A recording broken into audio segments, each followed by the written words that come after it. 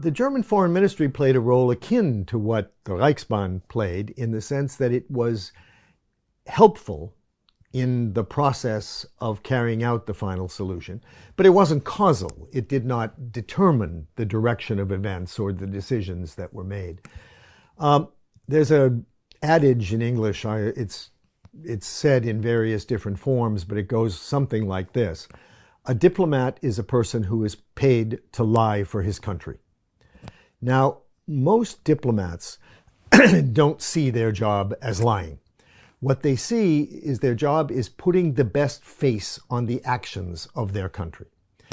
And German diplomats, almost from the moment Hitler came into power, decided that was their job.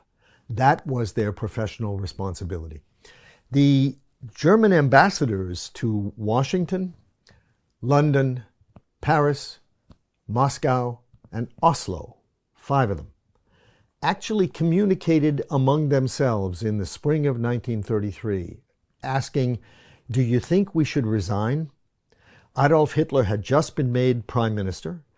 They had a sense that Adolf Hitler was a loose cannon, was a dangerous man, was not a well-educated man, might do radical things that they thought would not be in the German national interest. And they said, should we resign? Should we quit? Should we, make a demonstration that this is not okay? And only one of them did. A man named von Prittwitz, and I think his first name was Friedrich, von Prittwitz und Gaffron, which is a very aristocratic German name. He was the ambassador to Washington. He resigned. The rest of them did not.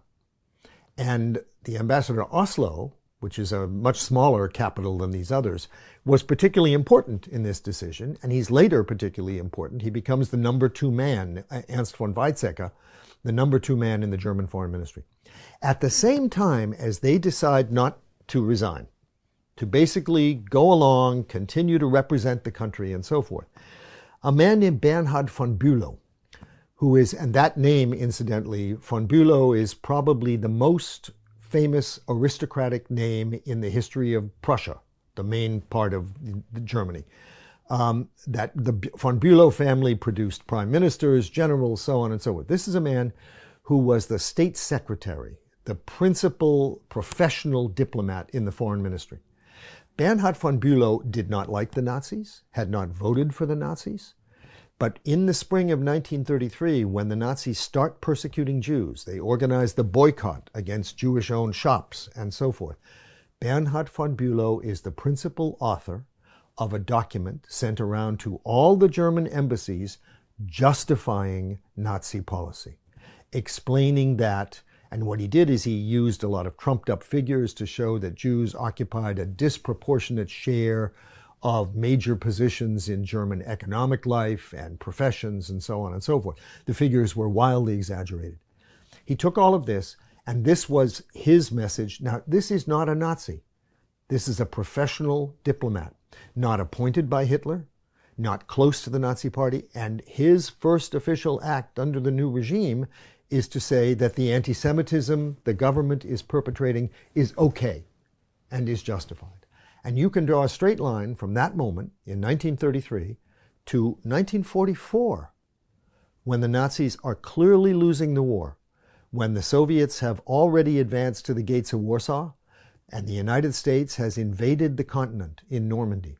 And the leaders of the German Foreign Ministry get together at a little village called Krummhübel, and they talk about how to send the message out to all the countries where they're still represented, and they're very delicate about how they choose their words. They're not going to say, we have killed the Jews of Europe.